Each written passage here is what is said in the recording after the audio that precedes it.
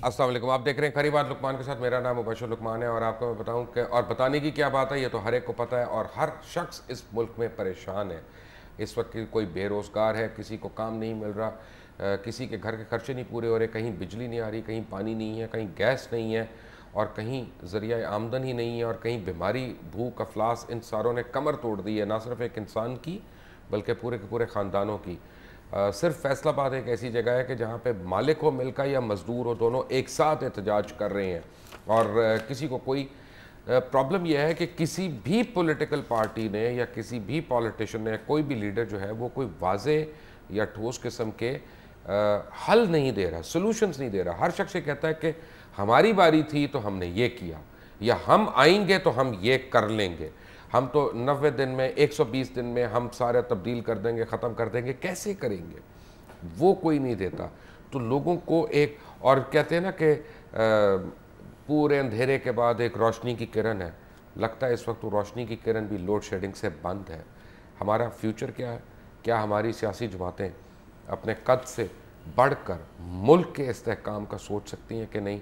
ये डिस्कस करेंगे। सलमान गनी हमारे पास हैं, ब्यूरो चीफ़ हैं, हसीन तज्ज़िया निगार हैं दुनिया न्यूज़ के।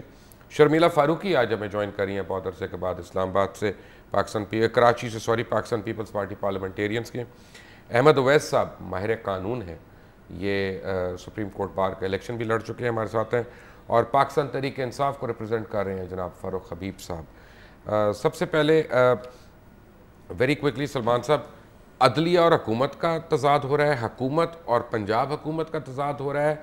पंजाब हुकूमत के ऊपर सारी सूबाई हुकूमतें और फेडरल हुकूमत वो सारे पड़े में आके इनको नीचा दिखाने की कोशिश कर रहे हैं। हो ही रहा है कि फ़र्ज़ करें यहाँ बैठ के अगर मैं पंजाब हुकूमत को नीचा कर दूँ या पंजाब हुकूमत फेडरल गवर्नमेंट को नीचा कर दे, आइदर वे नुकसान तो पाकिस्तान का है ना। इस किस्म की लड़ाइयों में क्या रखा है हमारे सियासतदानों को समझ नहीं आता। मेरे साहब, आपने अपने इब्तदाइये में ये बात कही है कि पाकिस्तान इस वक्त मसाइल की आग में जल रहा है। कराची से खैबर तक बहरान दर बहरान है। माशरे के तमाम तबकात के अपने मसाइल, मुश्किलात। बदकिस्मती से पाकिस्तान के अंदर आज एक मुंतखब हुकूमत होने के बावजूद कहीं भी इस्तेहकाम नहीं है। जहाँ तक आपने अदलिया की बात की है, मैं समझता हूँ कि पाकिस्तान के मौजूदा चीफ़ एग्जीक्यूटिव पिछले 1 माह से तसलसल के साथ ये कह रहे थे कि अदलिया का जो फ़ैसला होगा उस पर उसकी स्पिरिट के मुताबिक अमल दरामद करेंगे, हम उसे कबूल करेंगे। और होता यह है कि जब इस तरह की सूरत हाल पैदा हो जाए कि घेराव, जलाओ और हंगामा खेज सूरत हाल, हमेशा ये हुकूमतों के लिए जो है वो अच्छी नहीं होती। हुकूमतों को इसे फेस करना पड़ता है। और आज ये सारी सूरत हाल कौन पैदा कर रहा है कि पाकिस्तान की वो अदालत उज़्मा जिसके बारे में दावा था पाकिस्तान की बड़ी पोलिटिकल पार्टीज़ को कि इनकी आज़ादी और चीफ जस्टिस की बहाली, उसका वो क्रेडिट लेते थे। आपको याद होगा कि प्राइम मिनिस्टर साहब ने कहा कि हमने ऑर्डर, एग्जेक्टिव ऑर्डर जारी किया था। आज उन्हें टारगेट किया जा रहा है, अदलिया को भी, अदालती फैसलों को भी।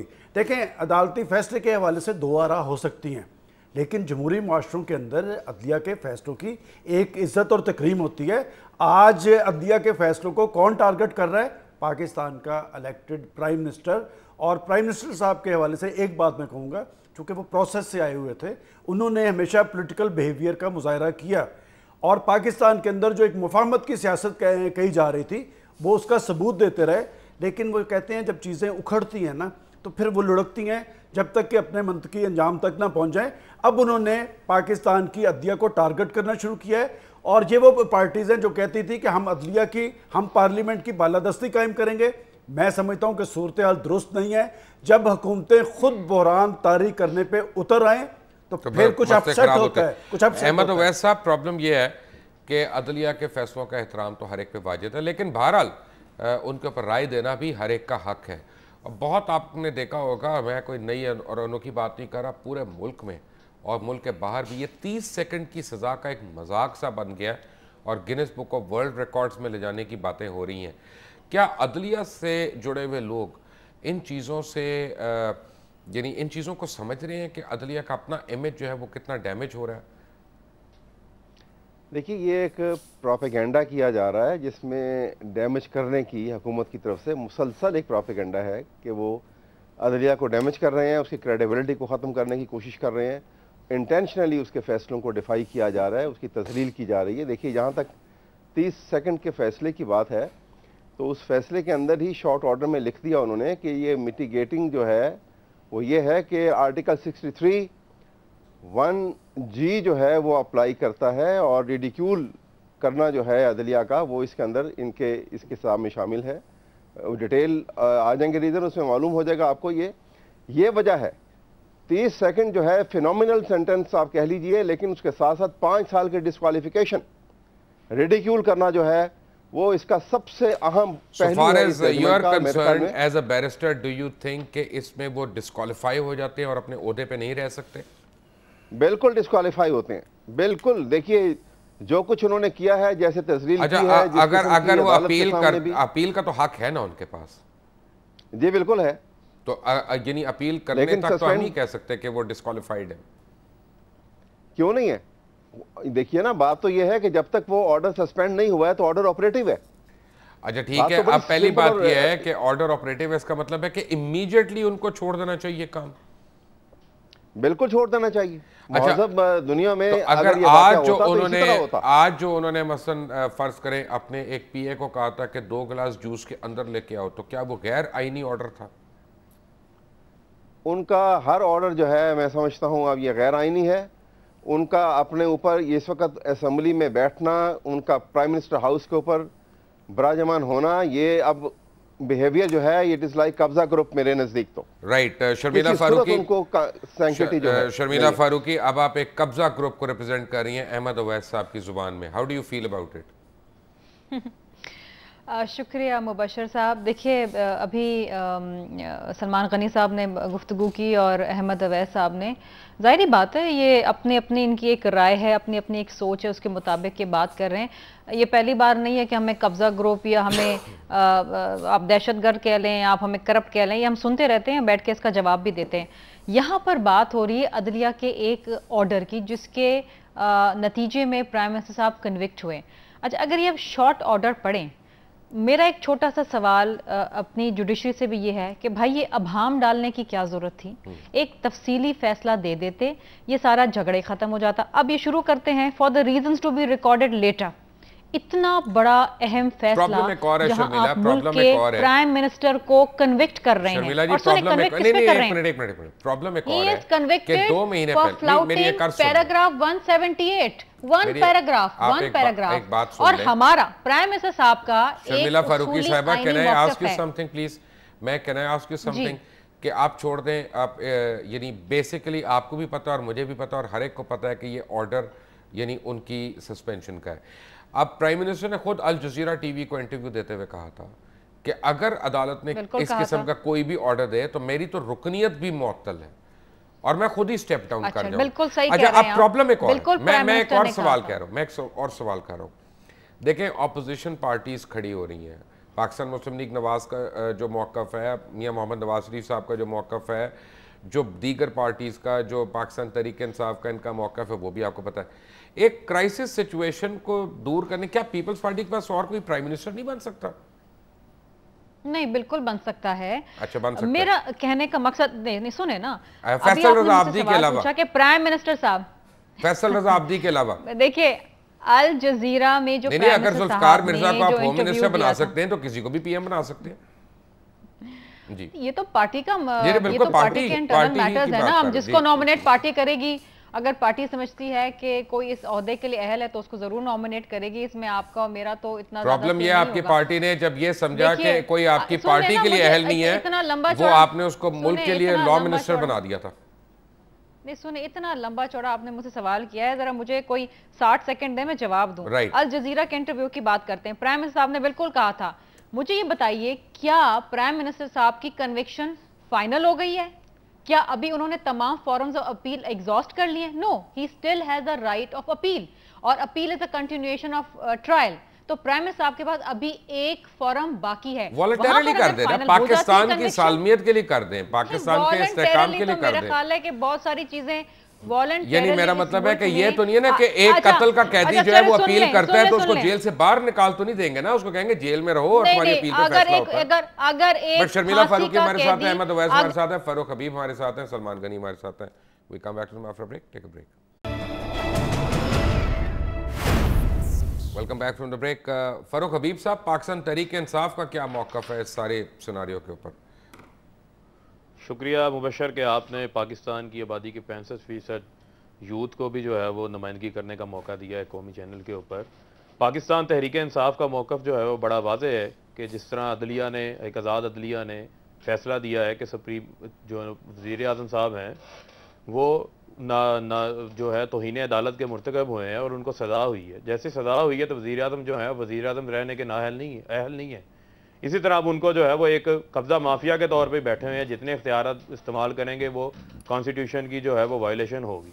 और जो ये बात करते हैं यहाँ पर जमहूरियत की बात करते हैं, तो जमहूरियत ये तो नहीं होती कि जहाँ पर लोगों के पास 90% लोगों के पास पीने का साफ़ पानी ना हो, जहाँ पर आपकी जो है वो ड्रोन हमले हो रहे हों, आपकी फॉरेन पॉलिसी आज़ाद ना हो, जहाँ पर आपकी सॉवरेनिटी दाव पे लगी हो, जहाँ पर तालीम ना हो लोगों के पास, जहाँ पर महंगाई जो है वो 15% पे पहुँच चुकी हो, करप्शन के रिकॉर्ड तोड़ चुके हो, अदलिया के कानून की हुक्मरानी की जो है वो बात ना की जा रही हो, ये जमहूरियत तो नहीं होती। अगर आज ये किसी बाहर के मुल्क में होता तो कोई ब्यूरोक्रेट होता, उस पर अगर इल्ज़ाम ही लगा होता तो वो मुस्ताफ़ी हो जाता। वज़ीर आज़म साहब को तो जो है वो सज़ा हो चुकी है, लेकिन जो है वो कोई एथिक्स नहीं है, कोई अखलाकियात नहीं है। तो ये तो एक खुलम खुला जो है वो एक अदलिया के साथ जो है वो महाजराई की जा रही है पीपल्स पार्टी की हुकूमत की तरफ से, जिसकी हम भरपूर तौर पर जो है वो मजम्मत करते हैं। और ये 6 मई को इंशाल्लाह इतवार को जो है वो आप देखेंगे आवाम का जो है वो समुंदर अदलिया आज़ाद अदलिया के साथ जो है वो इजहार यकजहती भी करेगा। आज से 17 साल पहले भी तहरीक इंसाफ जो है वो आज़ाद अदलिया के लिए बनी। अब आप ऐसा करिएगा कि जो है वो बहुत सारे हुक्मरानों ने अदलिया के ऊपर ये भी कहिएगा कि वो हमें पैसे भिजवा दे इश्तिहार के, जो आपने अपने जलसे का इश्तिहार दे दिया 6 तारीख वाला। लेकिन मुझे ये बताएं कि अगर मियाँ नवाज शरीफ या पाकिस्तान मुस्लिम लीग नवाज आपसे राब्ते करती है पाकिस्तान पीपल्स पार्टी के खिलाफ एहतजाज करने के लिए, तो तब आप लोगों का क्या मौक़िफ़ होगा? देखें जी, मियाँ साहब तो जो है वो फ्रेंडली अपोजिशन है, इनका आपस में मायदा हुआ है, ये नूरा कुश्ती है, ये इत्तेहाद बराए करप्शन बना हुआ है, आपस में शोर मचाते रहेंगे, एक दूसरे को बुरा भला कहते रहेंगे। लेकिन जो है वो 60% पंजाब पे जो है वो PMLN की हुकूमत है। इधर जो है वो नेशनल असम्बली में भी वो लोग बैठे हुए हैं जो परवेज़ मुशर्रफ जिसको ये कहते थे आइन की पामाली की है, उसी परवेज़ मुशर्रफ से जो है पीपल्स पार्टी के साथ मिलकर इन्होंने वजारतों के हलफ भी उठाए थे। तो जो मियाँ नवाज शरीफ साहब हैं उनका तो जो है वो ट्रैक रिकॉर्ड को अच्छा नहीं है। पहले जो है वो इस्तीफे दें, तो थोड़ी सी जो है वो कॉन्फिडेंस बिल्डिंग करें, फिर बात देखेंगे आगे कि आगे क्या करना है क्या नहीं करना। इस टाइम तो जो है वो अवाम तहरीक इंसाफ की तरफ देख रही है, इमरान खान की तरफ देख रही है कि इमरान खान ही जो है इस वक्त जो है वो कौम का निजात है। राइट शर्मिला फारूकी, ऐसा तो नहीं होगा कि कल को आप हमें एक अच्छी सरप्राइज़ दें, प्लेजेंट सरप्राइज़ दें, और वो ऐसी हो कि यानी वज़ीर आज़म यूसुफ रज़ा गिलानी तो अदलिया के फैसले का एहतराम करके हट रहे हैं और उनकी जगह मूसा गिलानी को हम वज़ीर आज़म नामज़द करें? कहीं अच्छी सरप्राइजेस तो नहीं हमारे लिए? मुबशर साहब, अगर ये आपके लिए अच्छी सरप्राइज है तो क्या पता ऐसा हो जाए।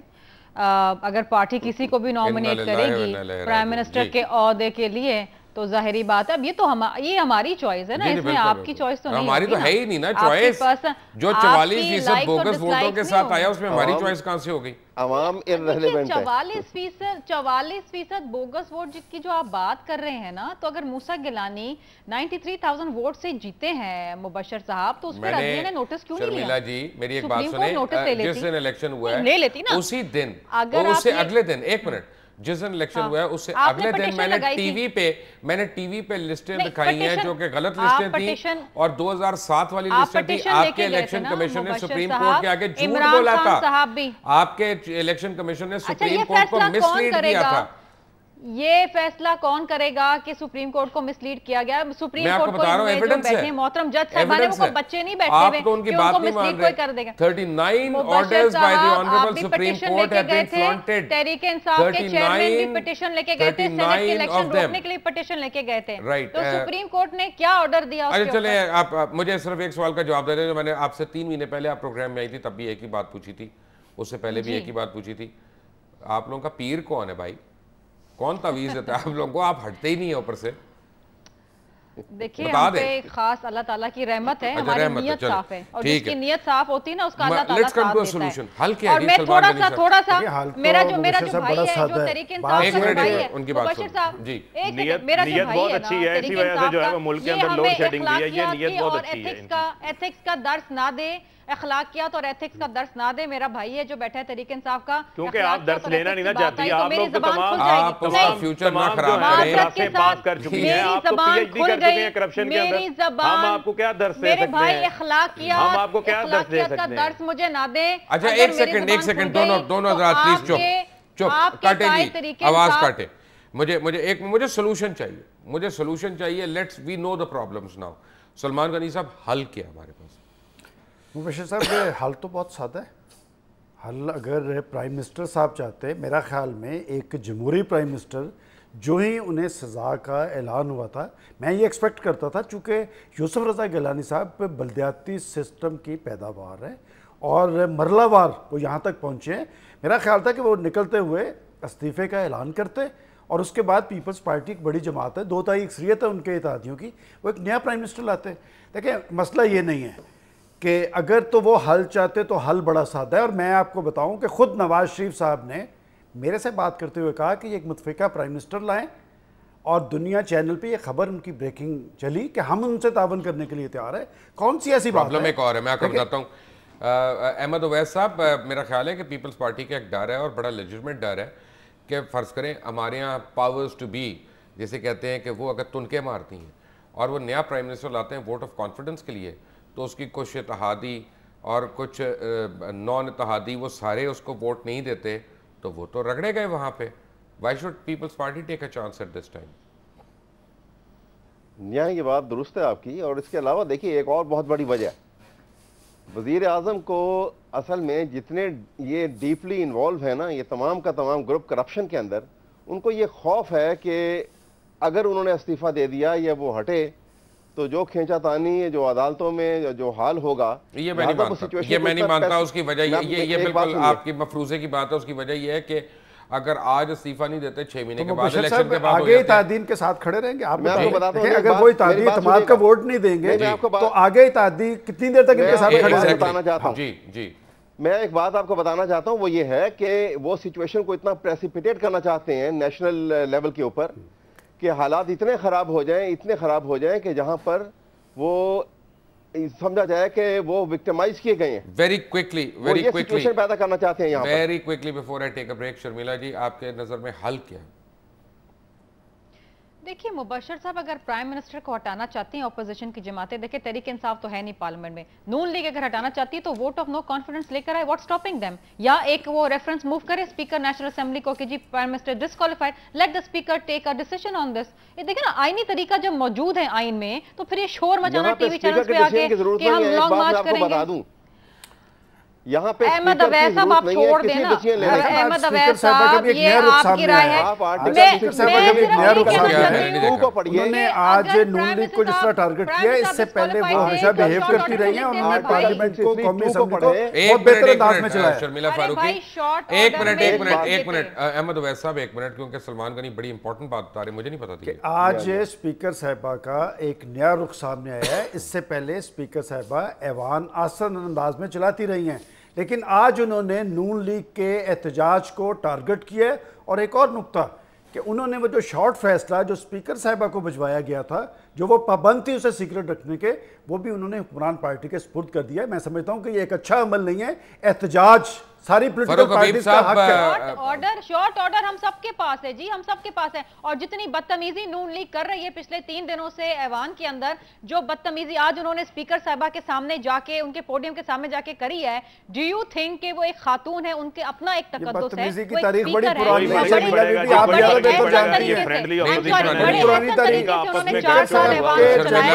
आप जितनी पुरानी नहीं है, मैं इसलिए कह रहा हूँ कि ये बदतमीजी की तारीख बड़ी पुरानी है। ये चाहते हैं को लेकर आते हैं, इशू को हाइप क्रिएट करते हैं, अवाम को ये बेवकूफ बनाना चाहते हैं। अवाम बेवकूफ नहीं है, अवाम के सामने आ चुका है। अवाम बेवकूफ नहीं है ना, मैं आपसे ये कहना चाहती हूं, कभी जो है वो अवाम बड़ी तादाद में बाहर निकलते हैं और कभी एहतजाज करते हैं, उसके साथ जाके फिर बाद में तीसरों का नाश्ता करके मिल बैठ जाते हैं ये लोग। इसमें इन लोगों ने तो जो है जमहूरियत के नाम पे, मुफाहमत के नाम पर निकाल दिया है।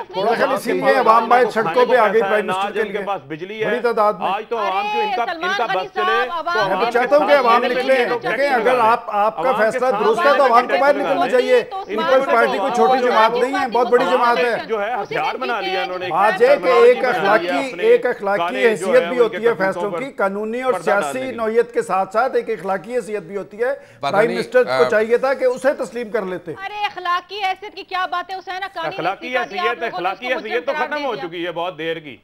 अखलाकी हैसियत ये जो आपने एहतजाज की बात की है, देखें फारूक हबीब हमारे साथ हैं, अहमद अवैस हमारे साथ है, शर्मिला फारूक है, सलमान गनी हमारे साथ हैं। और एक ब्रेक के बाद आते हैं और आपके अगर कोई रिश्तेदार घर में स्टार प्लस देख रहे हैं उनसे कहें नहीं, असल ड्रामा यहाँ पे हो रहा है, please switch on to Dunya TV. After break, take a break. Welcome back from the break. और अहमद अवैस साहब, मुझे ये बताएं कि अगर नून लीग लॉन्ग मार्च शुरू करती है तो आपके ख्याल में उसका क्लाइमेक्स क्या होगा? देखिए, अगर लॉन्ग मार्च नून लीग शुरू करती है तो या जो भी है तो क्लाइमेक्स तो पार्लियामेंट हाउस है।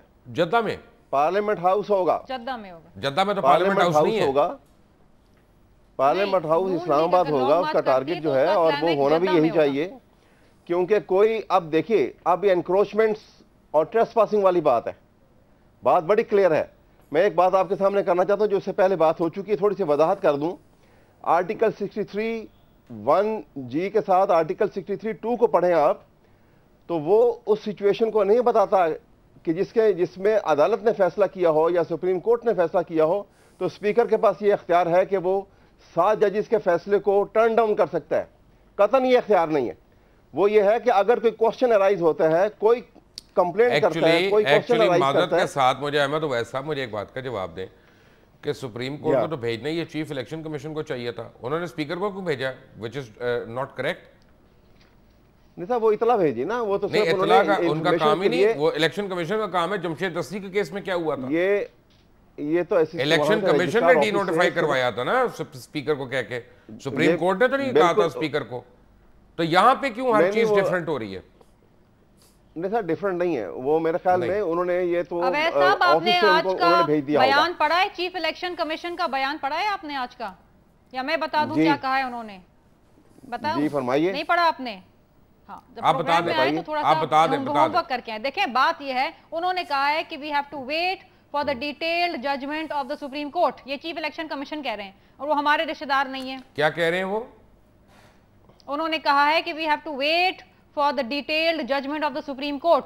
चीफ इलेक्शन कमीशन का मैं स्टेटमेंट कोट कर रही हूँ आज का, आप चाहें तो अखबारात उठा के फारूक हबीब साहब, मैं सिर्फ एक चीज कहना चाहती हूँ मुबशर, मैं 2 सेकंड होगी, मैं सिर्फ ये कहना चाहती हूँ कि अगर शॉर्ट ऑर्डर में सुप्रीम कोर्ट लिख देते कि the prime minister stands disqualified, झगड़ा ही खत्म हो जाता। भाई क्यों नहीं लिखा? लिख देते ना, उन्होंने लिखा है it may Intel serious consequences. 63 का हवाला दिया, रिडिक्यूल करने का हवाला दे दिया, उसके बाद कोई गुंजाइश नहीं है। अच्छा, मुझे फारूक हबीब मुझे ये बताएं, पाकिस्तान तहरीक-ए-इंसाफ क्या समझती है कि नवाज लीग की अगर लॉन्ग मार्च आपसे पहले शुरू हो जाती है तो अवाम की एक बहुत बड़ी तादाद उनके साथ शामिल होके नहीं चली जाएगी, जो बज़ाहिर आपके साथ आप लोगों का क्लेम है कि है?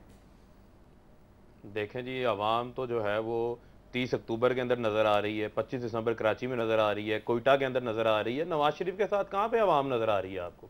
वो तो विकीलीक्स साफ बता रही है कि शहबाज शरीफ कह रहे हैं कि हमें आजाद अदलिया नहीं चाहिए, तो आजाद अदलिया नहीं चाहिए।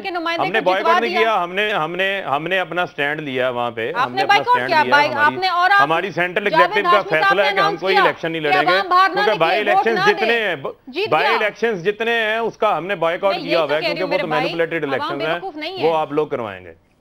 इसी हवाले से पीएमएलएन तो विकीलीक्स के अंदर विकीलीक्स का बयान सामने आ चुका है। तो तहरीक इंसाफ की इंशाल्लाह जो है वो सुनामी, अगर पीएम साहब जो है वो रिजाइन नहीं देते, जो है वो फिर फौरी इलेक्शन नहीं कराते, तो पीएमएलएन का जो है वो सुनामी पहुंचेगा वहां पे। बाई इलेक्शन मैं कंसंट्रेशन देख रहा हूँ उनकी। असल में बात ये है, आप बाई इलेक्शन की तरफ बाद में लेके जाएं। आप ये जो बाईपास कर रही हैं उसका बताएं कि पीएम साहब जो है वो इस्तीफा क्यों नहीं दे रहे? आप जो है वो बाई इलेक्शन की तरफ बात लेके जा रहे हैं। ये तो हमारी जमात का अंदरूनी मामला है, उसके ऊपर तो हमने असूली फैसला किया हुआ है, ठीक है ना। हम तो जनरल इलेक्शन लड़ेंगे। आपकी असेंबली जो है वो जाली वोटों के साथ मुंतखब है, जाली डिग्रियों के नुमाइंदे आप लोग वहां पर बैठे हुए हैं। हम इस फोरम पे जाके क्यों बैठे? ये जो रबर स्टैम्प पार्लियामेंट है, इसका तो जो है वो बैठ ही नहीं सकते हम लोग जाके। इस रबर स्टैम्प पार्लियामेंट में नहीं हम लोग बैठ सकते। आपकी जो करारदादों का हाल किया है अमेरिका ने, वो नजर आ रहा है। आपके मुंतखब नुमाइंदों की अथॉरिटी नजर आ रही है। ये जो ड्रोन अटैक हो रहे हैं ना, ये पार्लियामेंट की वैल्यू हमें नजर आ रही है। पार्लियामेंट की कोई वैल्यू नहीं है। आप लोग जो है वो अदलिया, आप लोग जो है अदलिया के फैसले का एहतराम करें। आप लोग जनरल मुशर्रफ से क्या पूछे? ये पूछे कि आपने गार्ड ऑफ ऑनर दिया था, जनरल मुशर्रफ को गार्ड ऑफ ऑनर दिया था, ये पूछे उससे जनरल मुशर्रफ को आपने क्यों नहीं किया इम्पीचमेंट जनरल मुशर्रफ की? अगर आप दोनों एक चीज की इजाजत के जरिए जनरल मुशर्रफ को बुलाएं ना, अगर शर्मिला फारूकी बाईपास ना करें, आप बाईपास कर रही हैं, बिल्कुल बाईपास ना करें। एक मिनट बस काटे, बस अब एक सवाल मेरा बड़ा कुछ और था। सलमान गनी साहब, लॉन्ग मार्च होगी और अगर होगी तो उसका ड्रॉप सीन क्या होगा? जी मुबशर साहब, मैं समझता हूँ सबसे अहम सवाल ये है कि लॉन्ग मार्च नहीं होगी और लॉन्ग मार्च से पहले प्राइम मिनिस्टर का फैसला हो जाएगा। अगर लॉन्ग मार्च के पाकिस्तान के अंदर माहौल बना तो वो सिर्फ अदालती फैसले पे अमल दरामद के हवाले से नहीं, पाकिस्तान की कोई हुकूमत और कोई पॉलिटिकल फोर्स मसाइल ज़दा अवाम को बाहर निकाल कर इस्लामाबाद तक ले जाने की अहलियत नहीं रखती। कायम अली शाह ने कहा कि ये लॉन्ग मार्च इस्लामाबाद करें, हम सिंध से लाहौर करते हैं। मैं आपको अगर पाकिस्तान की सियासी तारीख पे आप नज़र दौड़ाएं तो जब लॉन्ग मार्च का माहौल बनता है लूज़र कौन होता है? आप अपनी हिस्ट्री उठा के देखें कि लॉन्ग मार्च की जब बात होती है लूज़र हमेशा हुकूमत होती है। मैं नहीं समझता कि पीपल्स पार्टी की हुकूमत ऐसा यहाँ तक नौबत लेके आएगी। पीपल्स पार्टी एक जिंदा जमात है, पीपल्स पार्टी फैसला करेगी। प्राइम मिनिस्टर साहब ने इससे पहले, जैसे कि आप हवाला दे रहे थे अल जजीरा का, इससे पहले उन्होंने लेटर की बात भी की थी और फिर वो यहां तक आ गए कि पीपल्स पार्टी का कोई रुकन जो प्राइम मिनिस्टर बनेगा वो लेटर नहीं लिखेगा।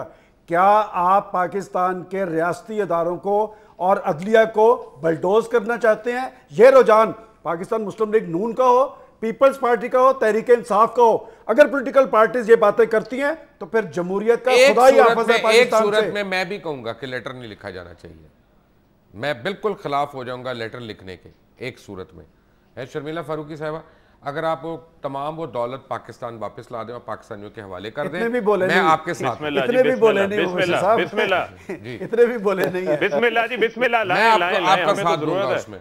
इकोनॉमी बेहतर हो, कितना खाना है कब्र में भी जाने। झगड़ा सारा पड़ा हुआ है, पैराग्राफ 178 पे पूरा झगड़ा पड़ा हुआ है। हमने तो कभी नहीं कहा हम लेटर नहीं लिखेंगे। हमने तो कहा जब आसिफ अली जरदारी साहब सदर मुमलिकत नहीं रहेंगे और आइन उन्हें इस्तिस्ना नहीं देगा, हम लिख देंगे। प्रॉब्लम एक और है, हमें तो नहीं मना। हमारा एक मौक़िफ़ है। दो बातें आपको बताता हूँ, बड़ी असूली दो बातें बताता हूँ। एक उसमें मेन एक्यूज अदालत में एक मिनट फरूक साहब, एक फैसला आया तो एक मिनट प्लीज। उसमें मेन एक्यूज जो है वो मोहतरमा बेनज़ीर भुट्टो है और वो सदर पाकिस्तान नहीं है इस वक्त।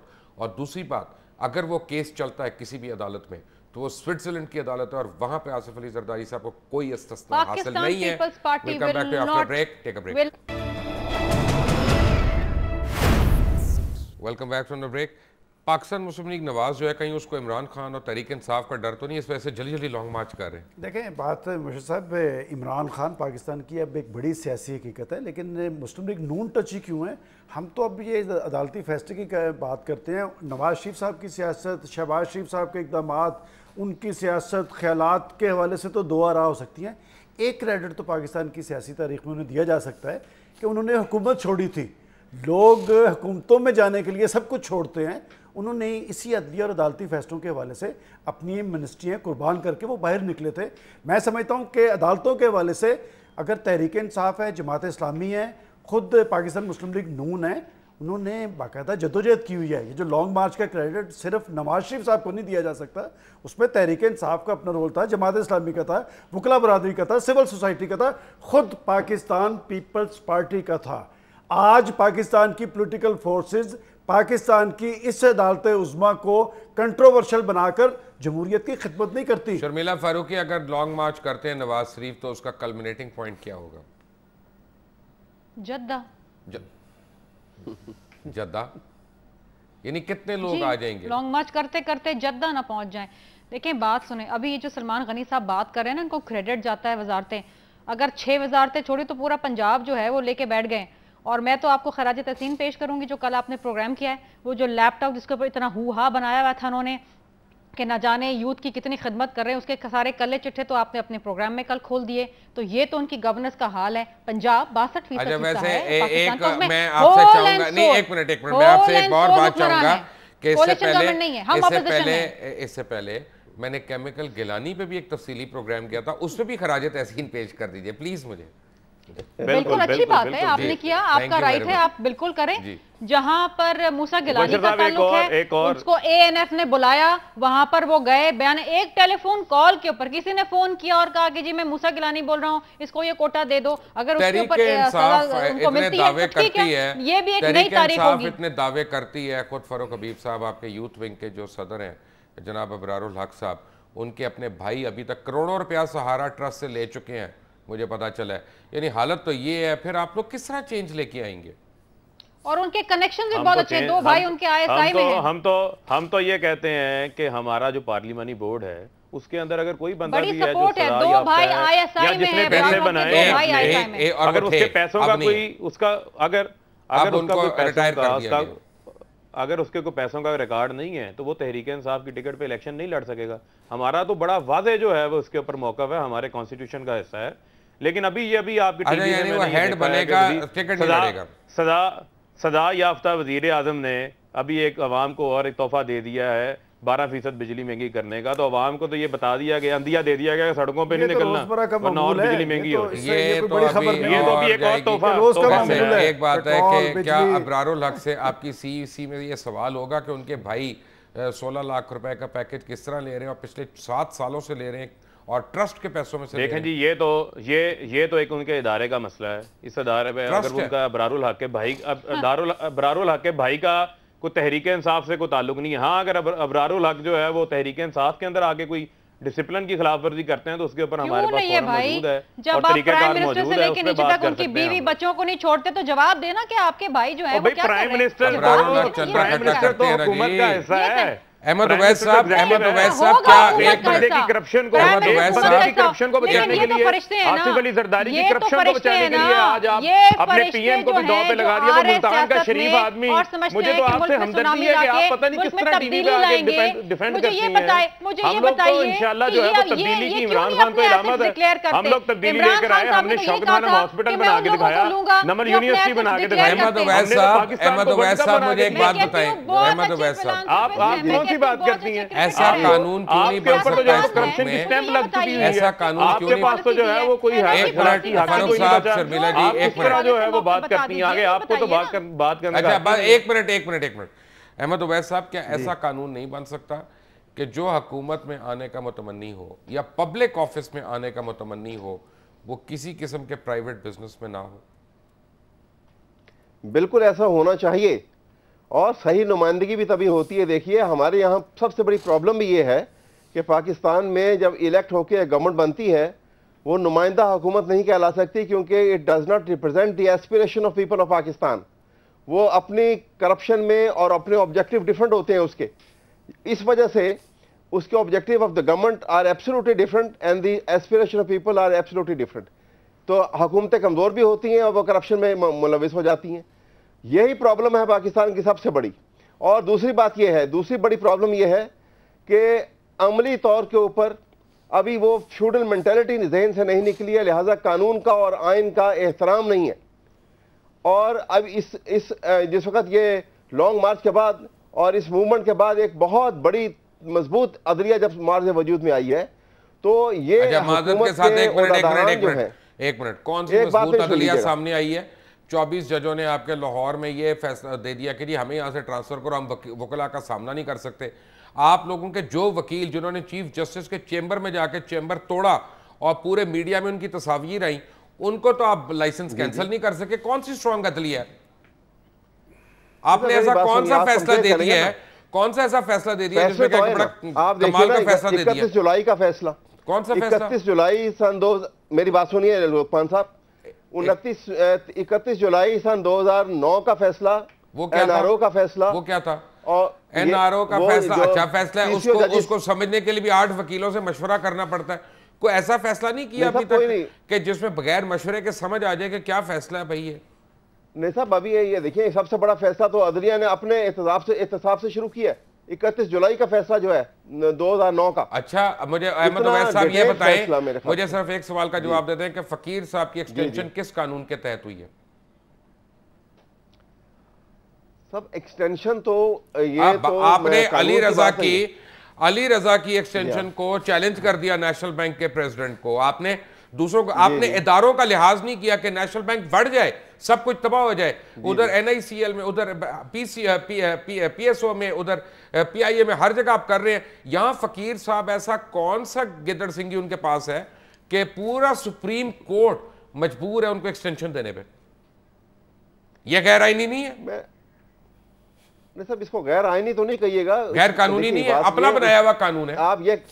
आप ये कह लीजिएगा कि जुडिशियल पॉलिसी से मुतसादम है, राइट, लेकिन ये नहीं कह सकते इसको गैर आईनी नहीं कहा जा सकता। गैर कानूनी आइन की किसी एक बात आईने पाकिस्तान के हवाले से देखिए, आईने पाकिस्तान का क्रेडिट तो जुल्फकार अली भुट्टो का क्रेडिट है, पीपल्स पार्टी का क्रेडिट है। लेकिन काश हमारे प्राइम मिनिस्टर यूसुफ रजा गिलानी अपनी पार्टी की आदत से वाबस्तगी की बजाय अगर आईने पाकिस्तान के तहत अपने हलफ को तरजीह देते। साथ यूसुफ रजा गिलानी तो मुस्लिम लीग ही ओरिजिनली, देखें वो तो पीपल्स पार्टी के नहीं है। आपके प्रोग्राम में ये कह चुका हूं, आज मुझे बताएं पीपल्स पार्टी में कितने वुज़रा हैं जो असल में मुस्लिम लीग के और पीपल्स पार्टी के बने हैं? एक बात कह रहा हूं, आप ये याद रखें, आने वाले 15 दिन बहुत अहम है।